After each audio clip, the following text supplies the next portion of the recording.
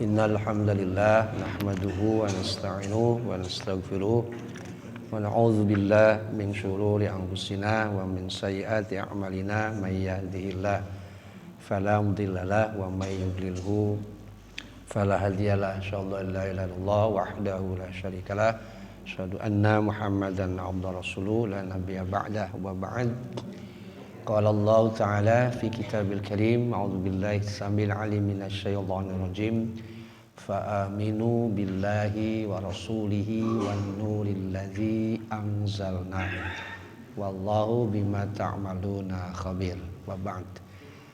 Para bapak dan ibu, ayat ini terdapat di dalam surat At-Taghabun, setidaknya menyebut 3 perkara penting yang dalam hadis lain disebutnya dengan materi inti dari 3 hal. Pertama, didik anakmu 3 cinta.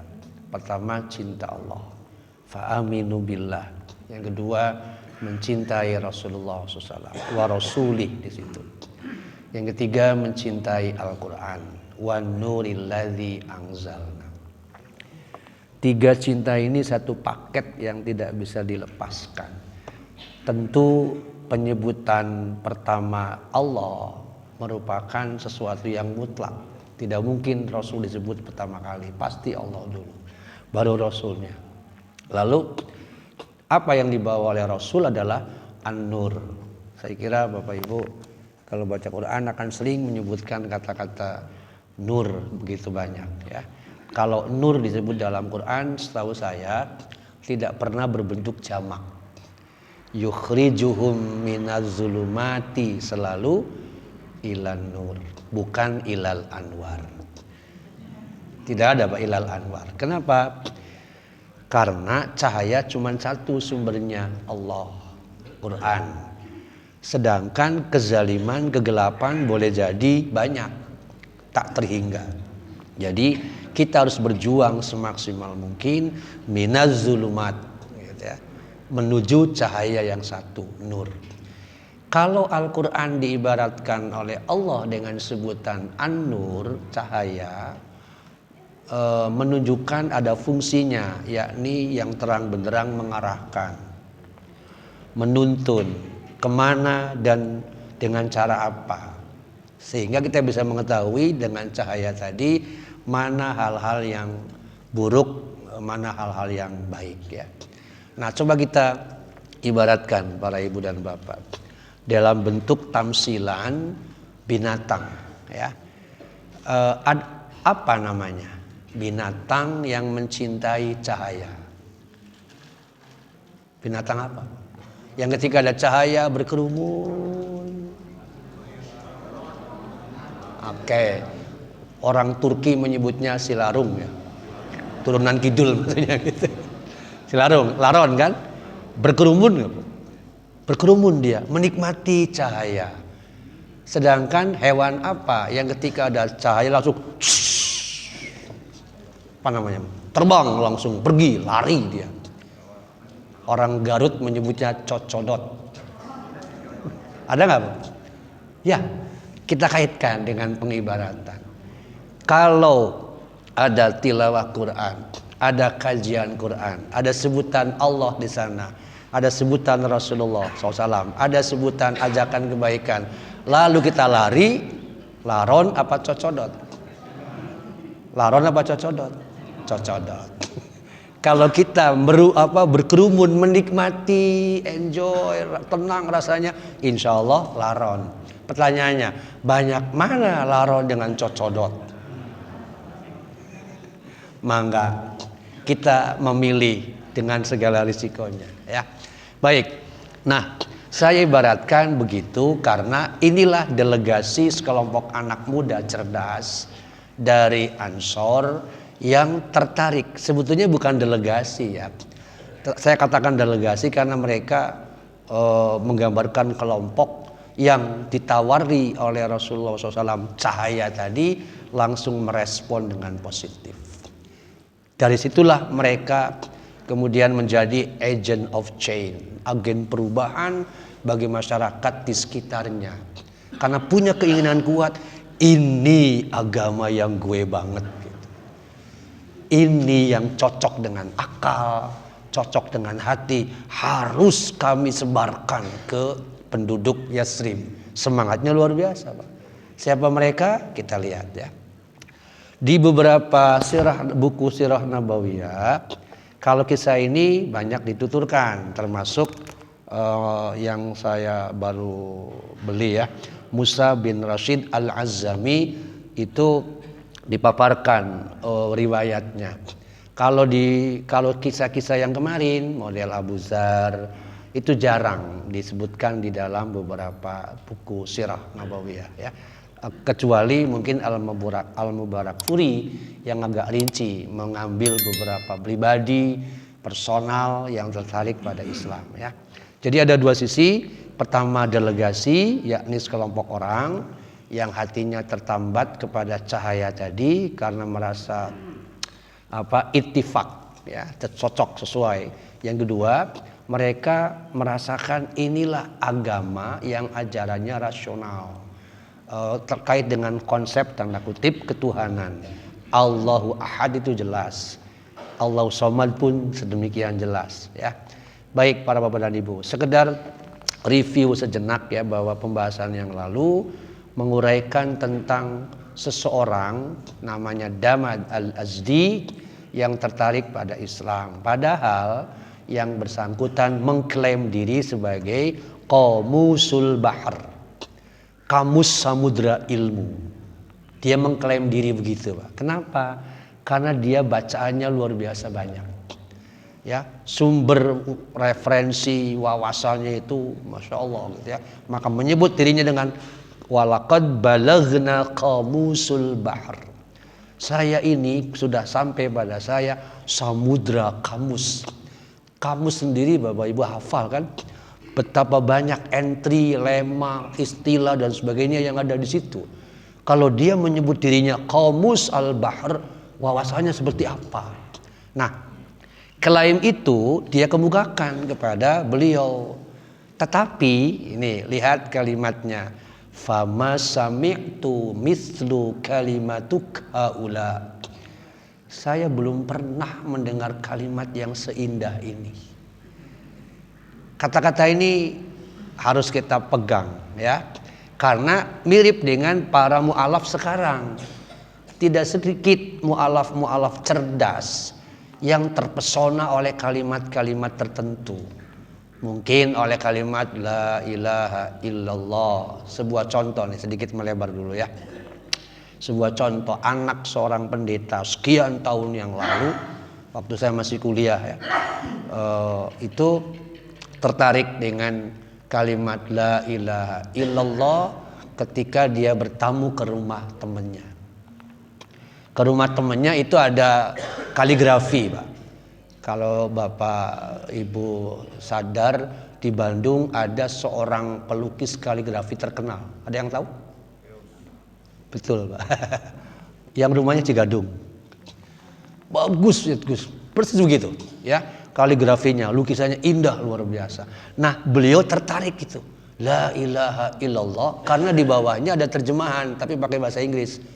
Ini baru pertama kali saya melihat satu kalimat yang padat luar biasa dan konsep Tuhannya rasional, kata dia. Lantas merenung kan setelah melihat kata-kata itu, apa maknanya? Dia tanya ke sini, dia tanya ke sana, semua orang bertanya, termasuk ke teman saya. Tapi teman saya sadar dia tidak banyak mengerti masalah itu. Jadi dia mengantarkan, yuk kita ke seseorang yang mengerti. Ditemuilah seseorang, semakin menguat, akhirnya masuk Islam. Tapi sebelum dia masuk Islam, berdialog dulu dengan orang tuanya, papahnya, yang kebetulan seorang pendeta di sebuah kota kecil. Berdialog di sini, Pak, bagaimana menurut Papa Islam itu? Objektif, Pak. Pendeta ini objektif, Islam itu bagus, dipaparkan gitu. Ada apa memang masalahnya? Bukan, Pak. Saya melihat kemarin satu kalimat yang indah. Saya tidak tahu kalimat bahasa Arabnya apa. Tapi intinya tidak ada Tuhan selain Allah. Gitu. Allah. Kan itu kalimat aja. Tidak ada Tuhan selain Allah. Nah, saya terus bertanya Pak. Saya putuskan saya masuk Islam. Gimana Pak? Nah di sini responnya Pak. Boleh, silakan. Tidak menghalangi. Silakan kamu masuk Islam. Tapi pesan Bapak, komitmenlah dengan Islam. Jangan sampai mengatakan berislam tapi kamu tidak melakukan apa yang dia perintahkan. Komitmen. Nah, setelah dialog ada pujian-pujian terhadap Islam tadi, nyeletuk nih si anak. Kalau memang Islam itu bagus, kenapa Papa nggak masuk? Nah, responnya beda. Oh gitu. Kamu nggak tahu siapa Papa? Papa kan pendeta. Perpuluhan tahu. Ekonomi dari mana? Kalau Papa masuk, artinya apa Pak? Ada penghalang, gitu kan? Ada penghalang. Nah, barrier to the Islam, convert to the Islamnya itu adalah ekonomi ternyata. Masih berat di situ Pak.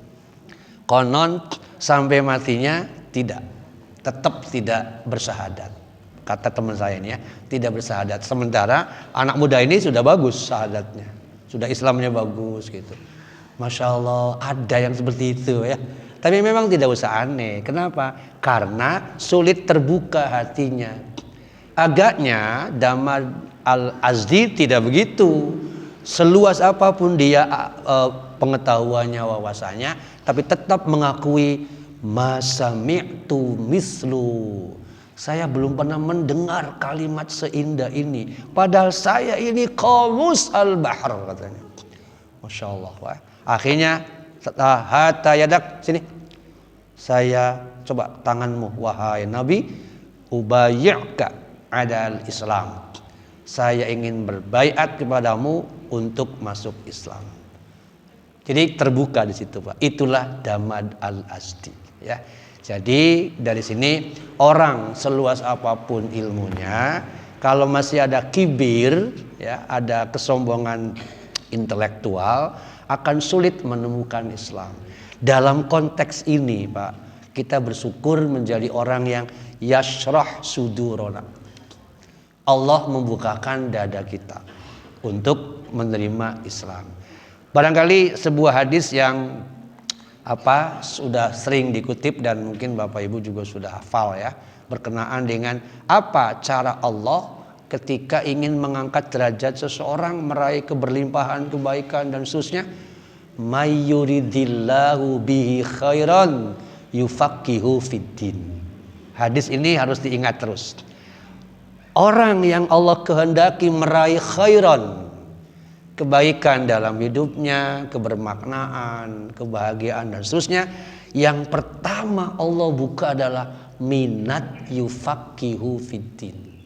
Minat mempelajari agama. Betapapun dia Islam, apakah dia minat mempelajari agama? Enggak juga. Dari sini para bapak, saya bawa dulu ke sebuah hadis lain ya, yang mencerminkan hati Damad Al-Azdi dan juga mungkin kita masuk kelompok yang mana nih kira-kira. Dalam kitab Al-Ilmu, Syekh Muhammad Shalih Al-Utsaimin mengutip sebuah hadis. Kata beliau, agak panjang, saya ringkas saja ya, bahwa Rasulullah SAW memberikan tamsilan al-huda wal ilm, Al-Quran dan ilmu ibarat hati, ibarat air, kama sali goisin. Al-Quran dan ilmu ibarat air hujan.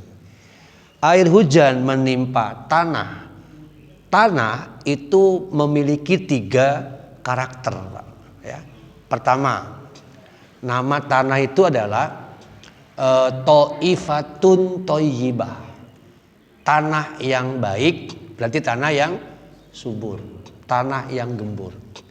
Indikasinya atau karakter tanah yang gembur adalah qobadatil ma, mau menerima air, mengikat air, tumbitul ard, menumbuhkan tanah, menumbuhkan tanaman. Ini karakternya, ya.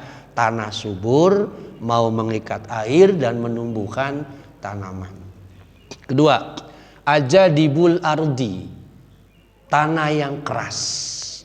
Tanah keras indikatornya atau karakternya tumsikul ma, menahan air, menampung atau menahan, ya, menampung air, tapi tidak bisa menumbuhkan tanaman. Dia hanya bisa menampung, namun dengan tampungan air yang banyak, rafa'a, dia memberi manfaat ke orang lain, entah untuk minum, entah untuk mengairi sawah atau bercocok tanam. Itu tanah yang kedua, tanah keras, ajadibul ardi. Yang ketiga, taifun ki'anun, tanah yang keropos, rapuh. Tanah keropos itu la tumsikul ma, tidak bisa menahan air, tidak bisa mengikat air. La tunbitul ard, juga tidak bisa menumbuhkan tanaman. Malah ketika disiram dia hanyut, palid, ya, pergi. Sekarang pertanyaannya, apa makna tamsilan itu? Rasulullah SAW di ujung hadis mengatakan, zalika masalu manfakuha fi dinillah, bahwa itulah gambaran orang yang memahami agama. Tamsilannya 3. Sekarang kita ambil. Yang pertama, siapakah orang pertama yang tanah subur, bisa mengikat tanah, bisa menumbuhkan tanaman? Siapa beliau? Kata Syekh Abdul Aziz bin Baz, itulah ulama, fuqaha, intelektual, ulil albab, ulin nuha, ulil absor, dan seterusnya. Itu gambarannya. Yang kedua, siapakah yang disebut dengan ajadibul ardi? Mungkin orang awam, tapi yang minat belajar ilmu. Dia siap menampung ilmu, tentu yang bermanfaat, ya. Meskipun tidak sanggup menemukan atau melahirkan ilmu baru, tapi dengan ilmu yang dia dapatkan, dia bisa memberi manfaat dirinya, dia bisa memberi manfaat orang-orang sekitarnya, meskipun sekali lagi tidak mampu melahirkan ilmu baru. Yang ketiga, ini Pak, inilah orang-orang yang disebut mu'ridun, yang berpaling terus dari ilmu agama, ngeloyor we gitu, diajak taklim, diajak taklim enggak. Terus orang-orang yang ketiga ini Pak, disuruh mengikat nggak bisa. Mungkin kalau pakai bahasa hadis lain, orang yang ketiga itu ngajar nggak bisa, diajar embung, ngadangukeun horeang, mencintai ilmu borora. Teta Pak. Orang yang kelima ini ngajar nggak bisa, belajar tidak mau, mendengarkan malas, mencintai ilmu apalagi no. Kata Rasul, fatahlak, binasa yang ketiga ini. Nah pertanyaannya, Bapak Ibu pilih yang mana? Mangga. Yang pertama, aduh ningali usia geus kieu mah moal bisa. Sok. Orang pertama kan beratnya luar biasa Pak. Beliau Ustadz Husna gitu ya, itu sedang mengejar yang pertama dengan kegontor dalam rangka apa Pak? Itu PKU, program kaderisasi. Berarti ingin memposisikan diri masuk level pertama, karena nanti dikaji oleh beliau untuk bisa mengambil istimbat apa dan seterusnya. Oke, kita naik yang pertama, hese, minimal yang kedua siap menampung ilmu. Ulah nu katilu loyor we ayo gitu. Pak ngaos ulah mangga we cenah. Indit. Nah, yang ketiga ini Pak, hati-hati kepada siapapun yang masih suka pergi. Yang ketiga, ketika tahu ada taklim, baca An-Nur 63. Orang-orang munafik begitu Pak, yatasallaluna gitu. Mereka berangsur-angsur mundur, les we ilang. Ayat tadi orang teu aya di Israel Pak ayat gitu. Di urang mah bager sadaya. Jadi hati-hati masuk kategori yang ketiga. Nah, kembali ke Damad Al-Azdi. Jadi yang bersangkutan masuk kategori yang luar biasa, mau menjadi gitunya muta'allim jadi. Makanya di depan beliau, ya Rasulullah, Ulurkan tanganmu, ubayyi'ka, aku siap membaiatmu. Itulah kalau hati sudah terbuka lebar, siap membela Allah, Rasulullah SAW dan Islam. Baik para bapak dan ibu yang dirahmati Allah. Nah, setelah merasa kalah dengan kalimat tadi, maka Damad Al-Azdi bersahadat, berbaiat. Apa hakikat baiat? Saya kutip dari riwayat Bukhari ya. Hakikat baiat waktu itu setidaknya, kalau sekarang kan janji setia. Jadi tidak usah alergi juga ya mendengar kata baiat apa gitu ya. Enggak, baiat itu cuma janji setia bahwa kita siap mendukung dan seterusnya. Tidak akan berkhianat kira-kira gitu. Kalau dulu poin-poin penting antara lain yang namanya baiat, kata Jarir bin Abdullah adalah bayatu Rasulullah. Saya berbaiat kepada beliau, satu, ala iqamis shalah, untuk mendirikan sholat. Jelas, Pak? Kalau orang sudah bersahadat, itu artinya siap untuk diperintah Allah kan? Salah satu perintah Allah yang jelas sholat tadi, iqamis shalah. Yang kedua, itaiz zakah. Nah, yang ketiga ini wan nushi likulli muslim, siap memberi motivasi, saran atau masukan apapun kepada muslim lain. Makanya di Bulughul Maram, meskipun di sini baru dibuka ya pembahasannya, di bab yang terakhir Kitabul Jam'i ya, ada bab-bab subbab sendiri yang memuat adab. Nah, salah satu adab sesama muslim adalah an-nushi likulli muslim, siap memberi motivasi kepada muslim lainnya, bahwa kalimatnya hakul muslim alal muslim, hak sesama muslim antara lain, apabila dimintai nasihat fansahhu, nasihatilah dia. Makanya periode sahabat itu periode yang sangat ideal. Kenapa? Karena gambaran-gambaran seperti ini ada di situ, Pak. Misalnya tiba-tiba seseorang nih datang ke Rasulullah SAW, lalu berkata, ya Rasulullah, ausoni ya Rasul, tolong nasihati saya. Sampaikan beliau, ini apalagi Rasul, itu saja amalkan dulu. Jadi dengan sengaja datang ke Rasul. Persis bapak dan ibu ketika sakit atau merasa nggak nyaman dalam tubuh, otomatis datang ke saha, kemana? Dokter kan? Pertanyaannya, mun urang ngewa kabatur dengki hasud, otomatis datang ke ustaz. Ente. Otomatis baca-baca yang menyembuhkan hati. Enggak. Kenapa? Karena itu merasa bukan sakit. Padahal itu sebetulnya kunaon tah. Heehnya bedanya.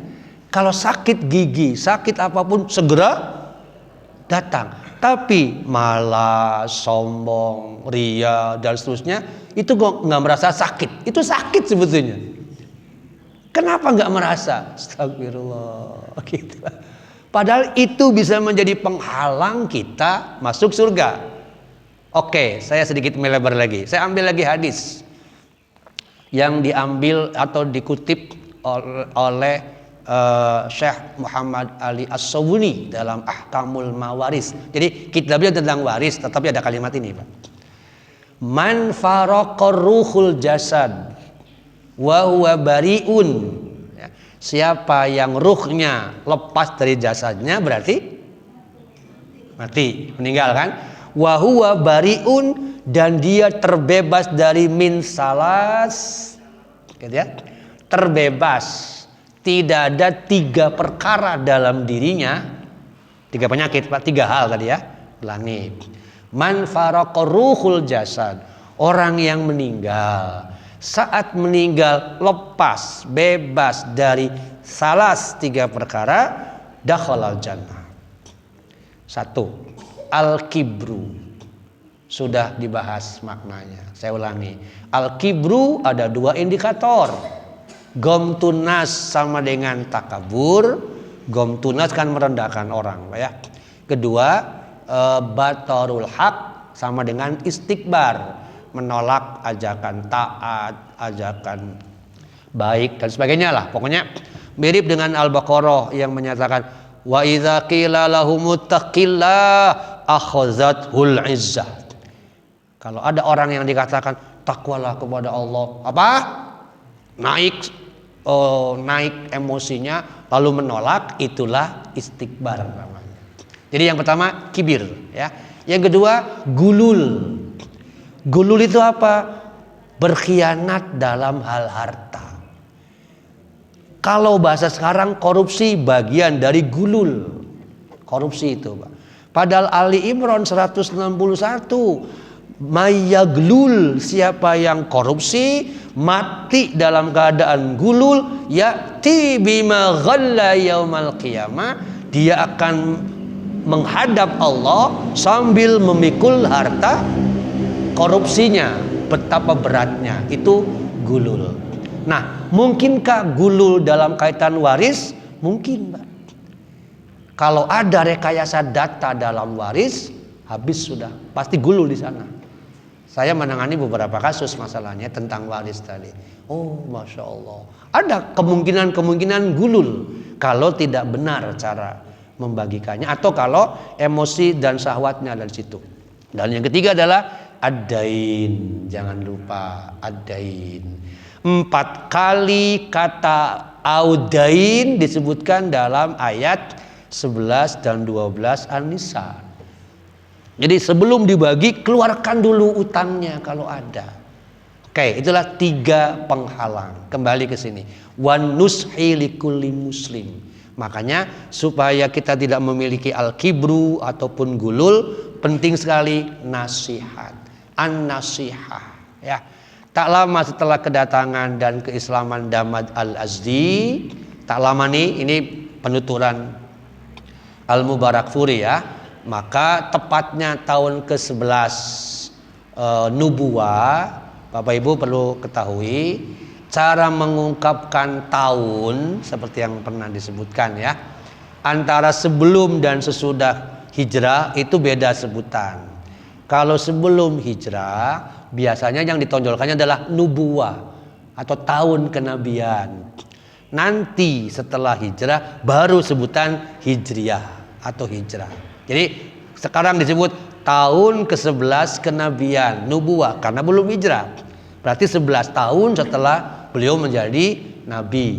Nah, dipaparkan di sini oleh Al-Mubarakfuri bahwa pada musim haji min sanatin 11 an-nubuwah.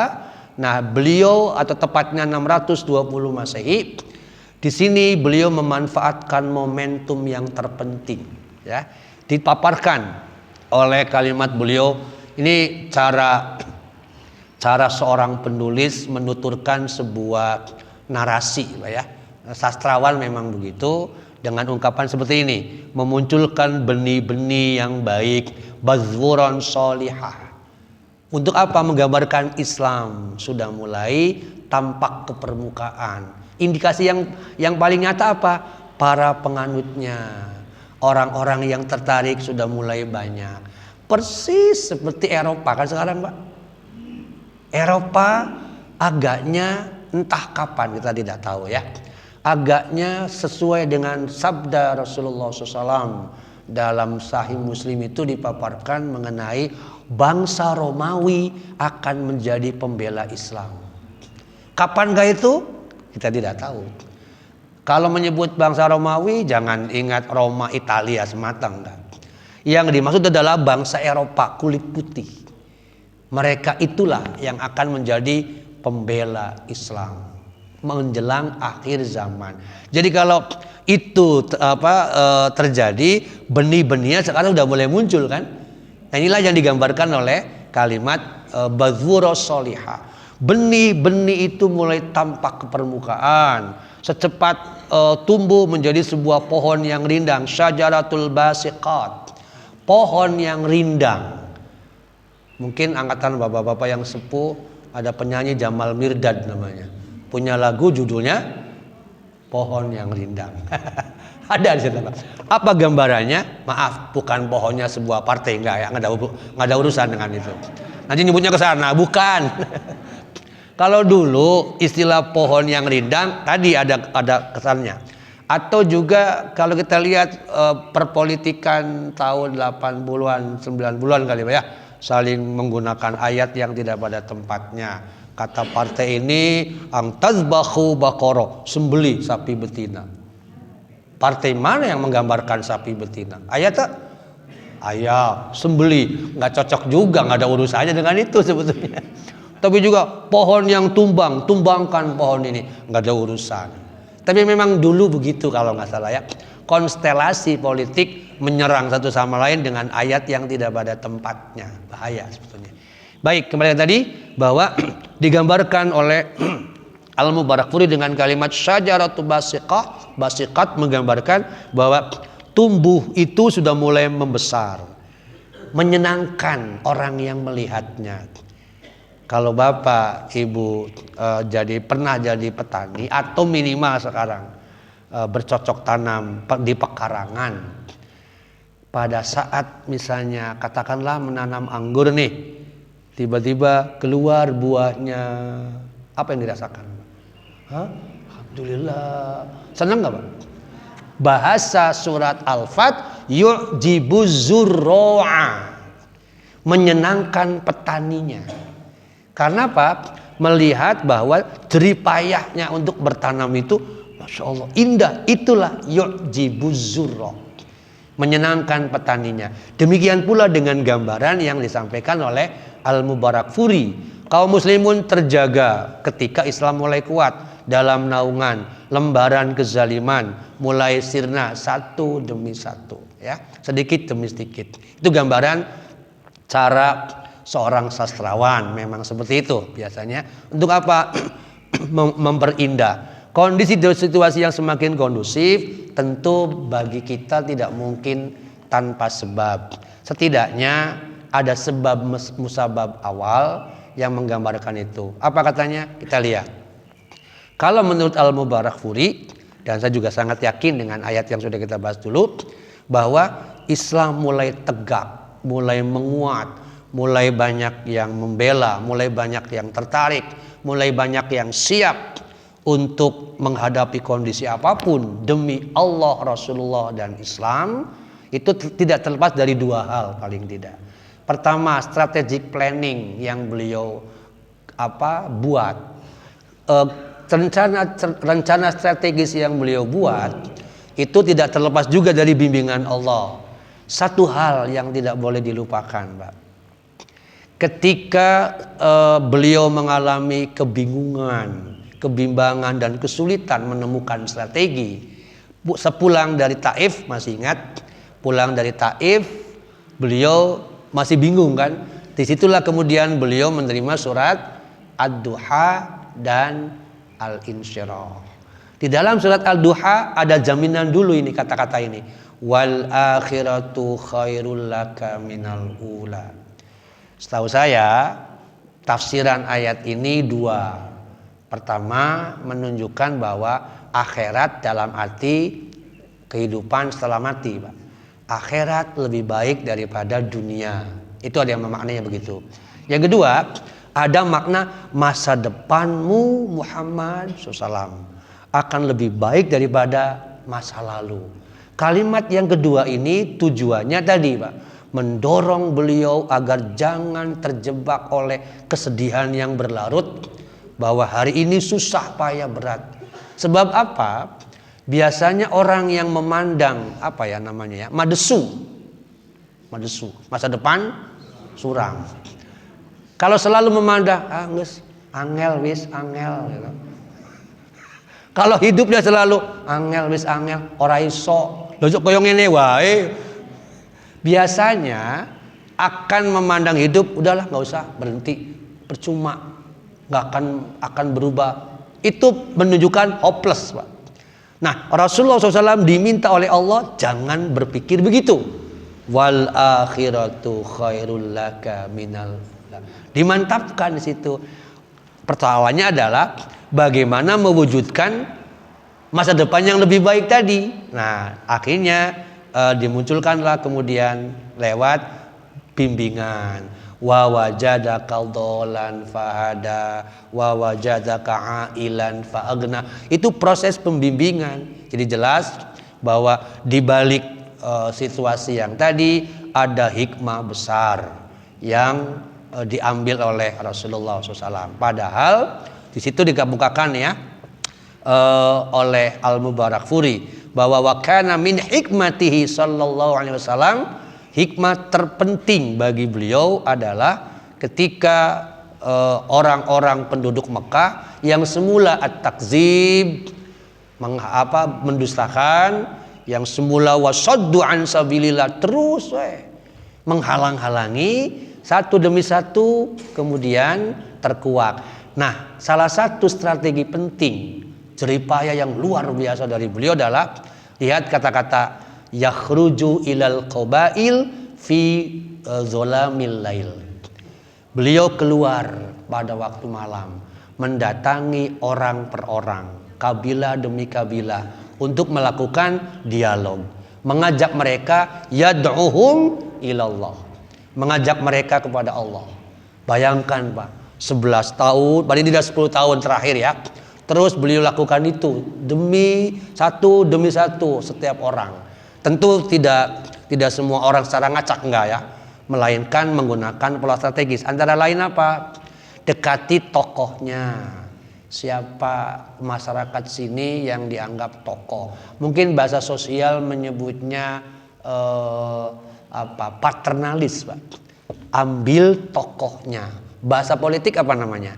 Vote getter. Ambil orang yang bisa menarik suara. Begitu kan kira-kira?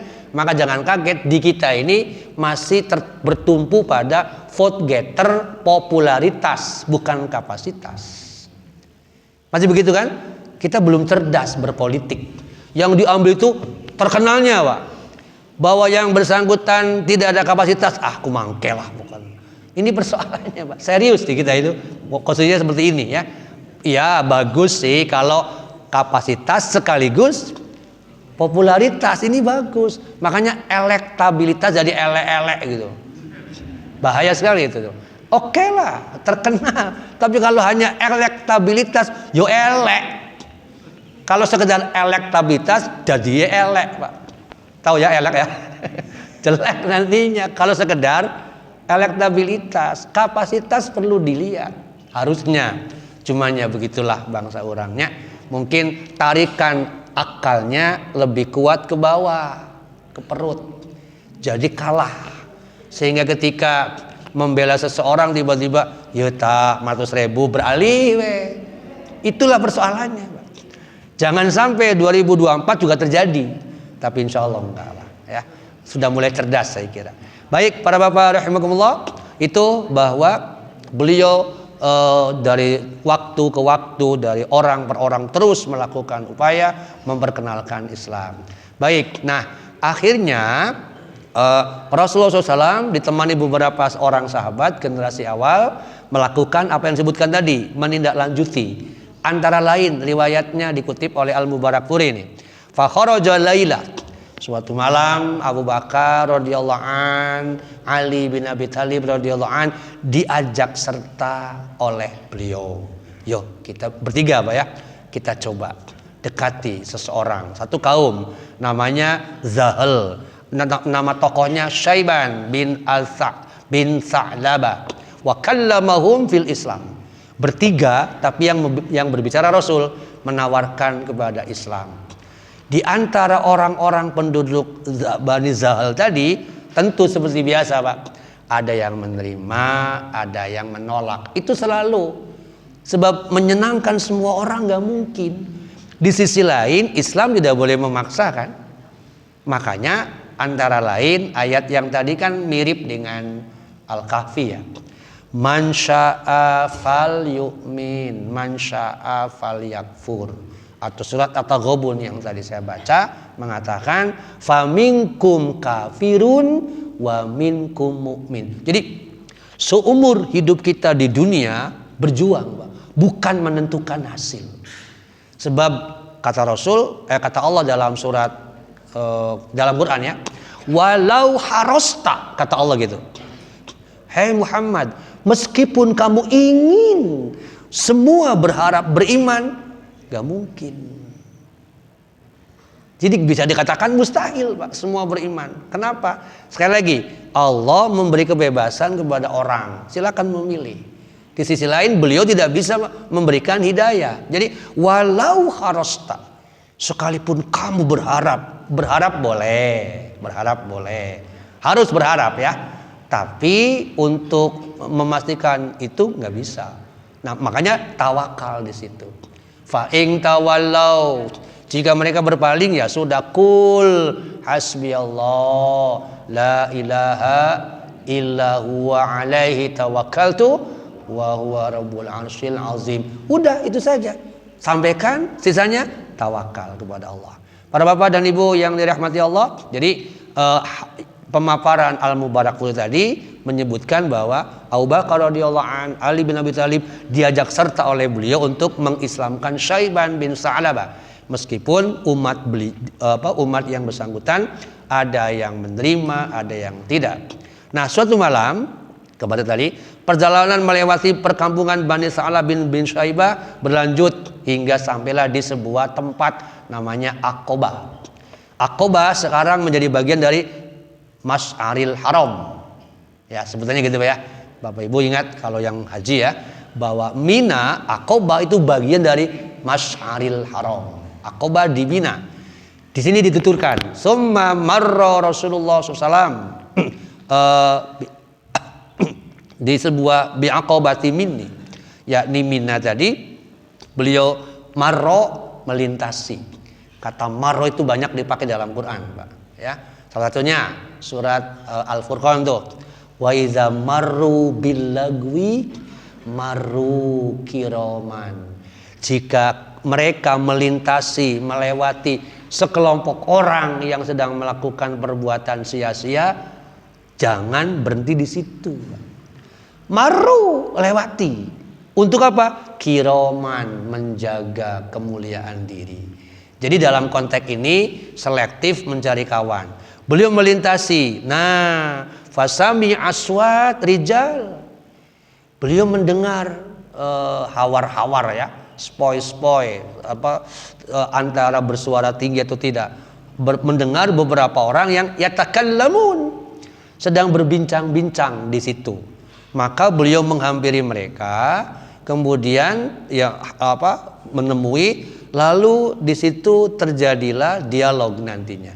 Siapa mereka? Min syabab Yasrib. Mereka adalah pemuda-pemuda Yasrib. Terjadilah dialog. Syekh Musa bin Rashid Al-Azami pun menyebutkan riwayat yang cukup panjang terkait dengan masalah ini, dikutip dari An-Nihayah ya. Misalnya kita lanjutkan, Pak, bahwa mereka para pemuda Yasrib kelak akan diberi nama Ansor kan nantinya. Siapa saja mereka? Kita lihat. Ini penuturan Al-Mubarakfuri bahwa di Mina mereka duduk berkumpul sambil berdialog, didengar oleh Rasul, dimanfaatkan. Mungkin kalau bahasa sekarang, boleh nggak saya ikut nimbrung? Oh iya silakan. Nah, tetap pakai adab, Pak. Boleh nggak saya ikut nimbrung? Boleh, boleh. Humul ladzina min syabab Yasrib kulluhum minal Khazraj. Mereka dari dua kelompok ya. Dari satu Bani Khazraj. Mereka adalah As'ad bin Zurara minan Najjar, dari Bani Najjar, bagian dari Yasrib. Auf bin Al-Haris, Rifa'ah bin Afra, dari Bani Najjar juga. Jadi Bani Najjarnya berapa tuh? 1, 2, lebih banyak ya, 3 mungkin ya. Rafi' bin Malik, ada juga Qutbah bin Amir, Bani Salamah, Uqbah bin Amir, Bani dari Haram bin Ka'ab, dan Jabir bin Abdullah. Dari sekian nama yang disebutkan tadi, mungkin nama yang terakhir yang banyak meriwayatkan hadis, Pak. Makanya kalau Bapak Ibu entah Bulughul Maram, entah Riyadhus Shalihin, pasti an Jabir ibni Abdillah gitu ya. Ini beliau ini Jabir bin Abdullah.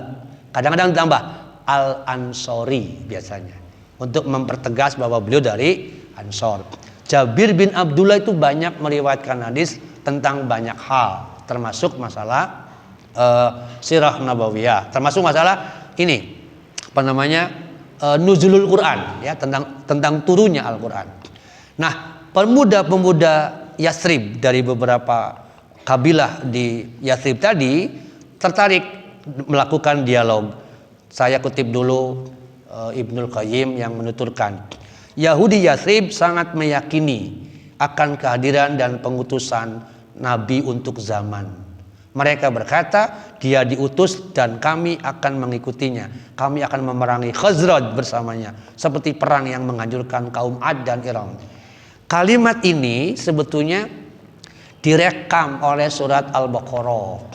Di sana digambarkan bahwa orang Yahudi itu selalu memohon kepada Allah akan diutusnya seorang nabi, seorang pemimpin. Lalu mereka berjanji, kalau pemimpin itu datang, kami siap samina wa ta'na. Itu awalnya, Pak. Awalnya. Kafaru, mereka disebutkannya dengan ungkapan begini. Mereka mengenal orang itu kama seperti mereka mengenal abna'ahum. Artinya, orang Yahudi sangat paham akan datangnya nabi terakhir. Yang ciri-cirinya juga mereka kenal. Maka ungkapan tadi dikatakannya dengan mereka mengenal Nabi itu seperti mengenal anak dirinya. Bukankah Bapak Ibu kalau ditanya tentang ciri-ciri anak nggak mungkin jawabannya lupa nu mananya cenah. Pak, Bapak ingat nggak ciri-ciri anak pertama? Pohoe cenah. Hah? Kalau lupa ke anak, wah berarti nggak piraku. Nah itu cara Allah ya. Cara Allah mengatakan bahwa mereka kenal betul ciri-ciri Nabi seperti yang diungkapkan oleh Ibnul Qayyim, ya. Nah, pemuda Yathrib ini sekali lagi bukan botol kosong yang tertutup. Mereka punya wawasan. Mereka sudah mengenal lewat apa? Lewat pergaulan dengan orang-orang Yahudi bahwa akan ada nanti seorang nabi. Nah, ketika beliau ikut nimbrung di situ, dilakukan dialog. Disinilah Rasulullah SAW menyampaikan, biasa perkenalan dulu barangkali ya. Beliau oleh Al-Mubarak beliau dikatakan, qala lahum Rasulullah SAW. Berkatalah beliau kepada mereka, perkenalan. Man antum, punten timananya, siapa anda? Mereka menyebut, oh nafarun minal Khazraj, kami dari Khazraj. Jadi perkenalan dulu siapa? Yang bersangkutan, baru kemudian kalian menjadi sekutu Yahudi ya. Man mawali al Yahud. Nah, di sini jawabannya, Pak. Ya, memang kami menjadi sekutu Yahudi. Qalu na'am, kalimatnya ya. Ketika ditanya begitu, artinya kalimat ini menunjukkan bahwa ketika kami menjadi sekutu Yahudi, berarti terjadi interaksi sosial kan Pak dengan mereka? Itu artinya wawasan orang-orang Yahudi pasti mereka juga dapatkan terkait dengan akan datangnya seorang nabi. Nah, disinilah lalu beliau mengatakan, boleh nggak nih, afala tajlisun ukallimakum. Boleh nggak saya duduk bersama kalian? Nanti saya sampaikan beberapa hal. Mungkin kalau orang-orang apa itu jualan asuransi ingin closing, Mbak ya, prospektus apa namanya? Apalah namanya saya nggak tahu. Yang pasti boleh nggak ada waktu nggak? Saya jelaskan sesuatu. Ada waktu, rubah-rubahnya terbuka, Pak. Baiklah, qalu bala. Kalimat bala, baik, boleh. Menunjukkan mereka respon. Tidak langsung bersifat pakai berir, enggak. Kenal gento? Enggak, bukan begitu, Pak. Boleh. Karena apa? Ada adab yang beliau bangun lebih dulu, yakni dalam bentuk afala tajlisun, boleh nggak nih saya duduk bersama kalian, nanti saya sampaikan beberapa hal. Maka fajala sumah, beliau pun duduk bersama mereka. Watala alaihimul Quran, beliau baca beberapa ayat Quran yang sudah turun kan, sudah banyak. Ad-Duha sudah, Al-Insyirah sudah, paling tidak yang sudah disebutkan kemarin ya beberapa. Al-Alaq jelas sudah. Apalagi? Coba dites. Barangkali ingat Al-Alaq urutannya. Al-Alaq, Al-Qalam, Al-Muzammil, Al-Muddatsir, Al-Fatihah, Al-Lahab. Paling tidak itu. An-Najm sudah, Al-Insyirah sudah, Ad-Duha juga sudah.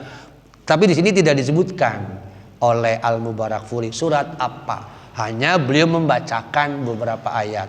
Tentu ketika mendengar kalimat yang seperti itu, ini lihat, salah seorang dari mereka berkata, faqala ba'duhum li ba'din. Jadi sebagian yang satu berkata kepada sebagian yang lain. Apa katanya? Lihat, wallahi ya qaum, gitu. Wallahi ya qaum, demi Allah wahai kaumku, lin nabiyil ladzi tu'idakum bihi yahud. Demi Allah, ini nabi yang sudah dijanjikan, yang kalian dengar dari orang-orang Yahudi, pasti dia orangnya. Karena mendengar Al-Quran tadi. Bayangkan Pak, respon sekali, quick respon. Karena sudah ada dalam benak mereka akan datangnya Nabi, ditambah hati yang tertarik ya, terbuka. Tidak susah itu untuk diajak mengimani Quran. Akhirnya dia katakan, asra'u ila ijabi da'wah. Ayo segera respon ajakan dia. Aslimu, Islamlah. Masya Allah Pak. Responlah. Dia pasti Nabi ini. Kalian sudah pernah dengar kan? Cirinya begini-begini. Aslimu, ayo Islamlah kalian. Mengajak Pak, Islamlah kalian. Apa yang terjadi kemudian? Nah, kita lihat. Dengan gambaran sikap ini, ya intinya mereka kemudian Islam 12 orang, ya masuk Islam. Nah, akan menjadi pembuka Islam di Yathrib nanti. Baik. Intinya begitu ya. Mereka pulang lagi ke Yathrib membawa informasi baru yang sangat indah bagi mereka. Jadi antara wawasan tentang kenabian terakhir dari orang-orang Yahudi ketemu dengan orang yang bersangkutan, klop sudah terjadi frekuensi yang sama. Kalau frekuensinya sama, bening apa ada noise Pak? Bening kan? Ketika kalau masih frekuensinya mencari gitu kan? Tapi ketika pas frekuensinya yang kita cari dengan yang kita temukan, wah ini bening sekali. Itulah mereka, antara informasi dari orang Yahudi akan ada nabi baru, ketemu dengan orang yang maksud, klek langsung alhamdulillah ketemu juga. Maka kenabian itu manallah, anugerah Allah yang paling istimewa. Jadi bersyukurlah kita sebagai muslim. Persoalannya sekarang adalah harus lebih hebat daripada orang mu'alaf dalam pengertian membelanya Pak ya. Jadi jangan sampai kalah semangatnya dengan Andre van Doorn, mu'alaf Belanda yang membenci Islam awalnya, tapi ketika sudah menikmati Islam, apa kata beliau? Sisa hidupku aku wakafkan untuk Islam. Orang bisa ente gitu. Masya Allah. Sisa hidupku aku wakafkan untuk Islam. Masya Allah Pak. Padahal sebelumnya bencinya luar biasa. Kalau Allah sudah membolak-balikan gitu ya, begitu rupa. Indah para bapak dan ibu. Jadi setelah mereka berislam, satu sama lain saling memotivasi tadi ya. Nah ini sekedar ilustrasi ya. Faqalu, di sini bahwa inna qad tarakna qaumuna wala qaumin bainahum fil minal adawati wasyarr ma bainahum. Bahwa ungkapan ini untuk menunjukkan bahwa kalau sudah berislam, kami akan meninggalkan segala bentuk permusuhan yang selama ini memang menguat antara Bani Aus dan Khazraj. Dua kabilah ini kan berperang terus, provokasi oleh orang-orang Yahudi. Para bapak dan ibu yang dirahmati Allah, jadi di sini semangat bahwa kami tidak akan membiarkan terjadi permusuhan untuk menunjukkan kami akan mengajak mereka ke dalam Islam, dalam naungan yang sama, diikat oleh akidah yang sama, oleh tujuan yang sama, Allah. Maka kita yang sekarang sudah terikat nih, mari kita jaga bagaimana allafa baina qulubina ya. Menjaga hati di antara kita. Kita sudah bagus nih, cuman jangan sampai seperti ayat 14 Al-Asr ya. Jangan sampai seperti ayat itu, Pak. Apa itu? kita ini dianggapnya jami'an, bareng, berkumpul. Tapi jangan sampai qulubuhum syatta, hati kita pecah, itu persoalannya. Jadi betapapun kita ada sedikit perbedaan atau pemikiran, penafsiran yang berbeda, tolong jaga itu, jangan sampai muncul al-udwan, permusuhan. Supaya apa? Kita buktikan kita satu tempat, fisiknya ada di sini, jangan sampai hatinya berpencar. Itulah yang diharapkan oleh pemuda Yasrib. Lamma raja'a haula'i ilal Madinah, mereka pulang kembali ke Madinah membawa risalatal Islam. Risalah Islam, meski belum banyak ya informasinya, meskipun belum banyak nilai-nilainya, nanti ajaran-ajaran Islam itu akan ditindaklanjuti oleh Rasulullah SAW dengan mengutus seorang sahabat untuk mengajari Islam. Sementara ini belum. Mereka hanya dibekali Quran beberapa, ajarkan itu, sebab mereka masih awal. Dan mereka akan datang lagi nanti jauh lebih banyak lagi. Baik para bapak, kesimpulannya satu. Salah satu prinsip dasar Islam adalah konsep al-wala wal bara. Mari kita terapkan ini. Setia dan lepas diri. Harus apa? Jangan salah menempatkan al-wala wal bara. Kepada siapa kita harus setia, kepada siapa harus sebaliknya. Jangan terbalik-balik. Ke orang kafir al-wala, ke mukmin al-bara. Kumaha tuh? Ada nggak diurang? Buzzer tadi balik. Al-wala na dipiceun, al-baroknya diambil. Kalau kepada muslim, kalau kepada mereka, kepada oligarki, al-wala luar biasa Pak. Al-barok ke kita, gitu kan? Maka orang seperti ini, sabda Rasulnya, siapa yang mendatangi ghaniyun kan oligarki, sepertiga agamanya hilang. Siapa yang mendatangi ghaniyun, oligarki tadi, lalu merunduk-runduk kepada dia, sepertiga agamanya hilang. Dibutuhkan pemimpin yang tidak merunduk-runduk kepada mereka. Siap? Harus siap Pak. Setahun deui. Oke, yang pertama ya, intinya itu.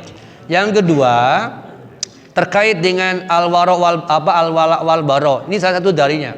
Prinsip mukmin. Al-An'am 19. Inni bariun mimma tusyrikun. Saya berlepas diri apapun yang mereka sekutukan. Jadi ini Pak, konsep al-baroknya ya. Sekali lagi, jangan salah proses penempatan al-wala wal bara. Sebab khawatir kalau kita tidak menerapkan al-wala wal bara secara tepat, takut ke hadis yang tadi saya kutip. Ada semacam kibirnya, ada semacam gululnya, sehingga nggak jadi dakhalal jannah. Nauzubillah ya. Yang pertama, nah ini kita lihat bagaimana ucapan mereka tadi, konsep al-wala wal bara. Padahal Islamnya belum lama kan mereka Pak. Baru mengenal Quran beberapa, langsung mengatakan inna qad tarakna qaumuna wala qaumin bainahum minal adawah. Kami, bahasa saya gini, kami tidak ingin ada lagi permusuhan di antara kami. Kami ingin Allah inilah yang menjadi pengikatnya. Itu luar biasa Pak. Tidak ingin umatnya, masyarakatnya, kaumnya centang perenang, permusuhan terus. Sekarang sedang begitu nggak Pak? Kenapa? Tadi oleh kekuatan dunia oligarki yang luar biasa. Nah harusnya kita berani nih menerapkan konsep ini. Kita nggak boleh lagi ada permusuhan. Bagaimana caranya? Tapi itu semua dibutuhkan pemimpin yang kuat, strong leader gitu, supaya tidak terjadi disintegrasi bangsa. Yang kedua, seorang rasul adalah orang yang memiliki intelek potensial di atas rata-rata, itu jelas. Bahwa beliau disebut ummi bukan berarti beliau disebut safih, enggak. Beda Pak ya.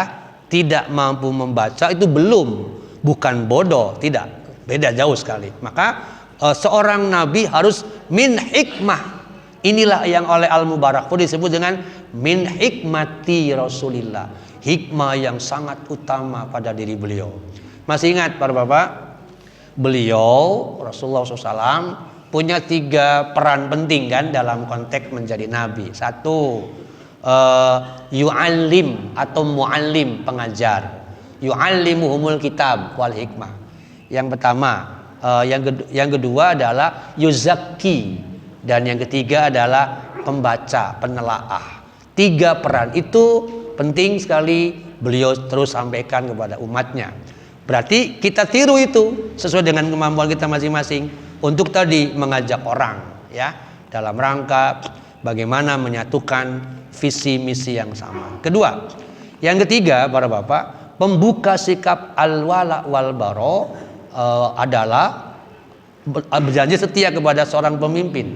Pembukanya setia dulu, ya, loyal. Tentu mohon maaf, sebuah loyalitas tidak berarti buta. Boleh mengusulkan, boleh menyarankan, boleh menyampaikan sesuatu, tapi tetap pegang adab. Contoh, ini loyalitas sahabat dengan tidak mengurangi kritis. Contoh paling cerdas, mungkin ini nanti pada perang Tabuk Pak peristiwanya.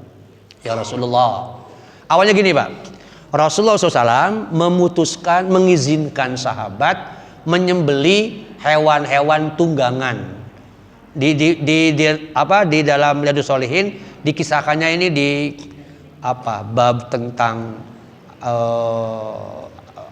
karomah, ya, bahwa beberapa sahabat meminta izin, ya Rasul boleh nggak kami menyembeli beberapa hewan tunggangan karena kami kelaparan.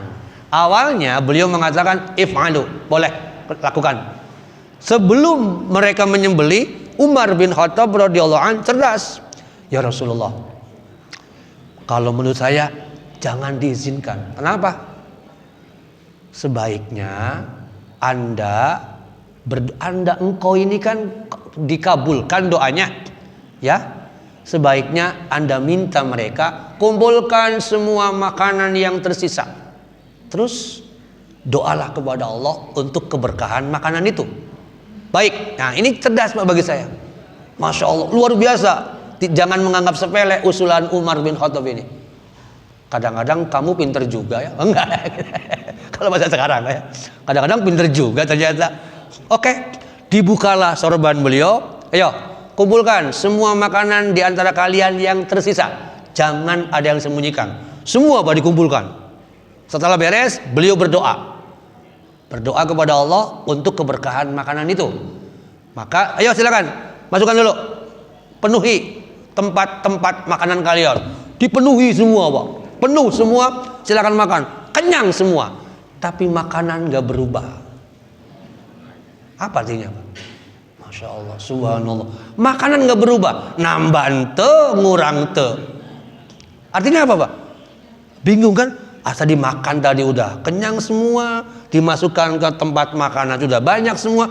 Hari kemananya cina? Itulah berkah dari doa Rasul. Itu boleh. Jadi dalam konteks ini sekali lagi ya, boleh kita kritis, ayo mengusulkan sesuatu, jangan, tetapi tentu dengan adab.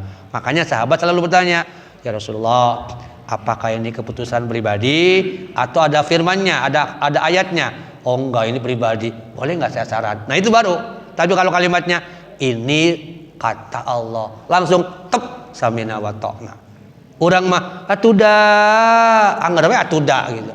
Geus aya jelas ayat, nah atuda, tapi kan samina wa ta'na naon hesena atunya. Itu Pak. Beratnya untuk begitu. Yang ketiga, ya. Yang keempat, satu lagi tentang tadi sudah jelas ya, mengenai bayat itu gambarannya seperti itu, bahwa kita siap berbaiat kepada beliau menjadi umat mukmin yang taat, yang menjunjung tinggi Islam. Maka berbaiatlah mereka. Nah, contohnya di sini beberapa gambaran. Terakhir para bapak, nah setiap mukmin seyogyanya memposisikan diri sebagai botol kosong yang terbuka atau botol setengah isi yang terbuka. Apa yang dimiliki oleh para pemuda Yathrib itu contoh botol kosong terbuka, atau botol setengah isi tapi terbuka, artinya siap menampung ilmu. Bukan geus mah kosong nutup wae Pak, kumaha ya, kapan penuhnya, maka tong kosong. Nah itu ujungnya nanti bisa ke sana. Jangan kembali ke yang tadi hadisnya. Lebih baik jadi orang kedua kan, menampung ilmu. Betapapun tidak bisa memunculkan ilmu yang baru ya. Itu para bapak, ini kalimat sufinya ya. Allah tidak teralingi, kitalah yang mengalingi, yang membuat pagar sendiri sehingga menjaga jarak dengan Allah. Maka penutup jarak antara kita dengan Allah adalah kibir. Kita buang sifat-sifat ini. Demikian para bapak hadirin rahimakumullah. Barakallahu li wa lakum.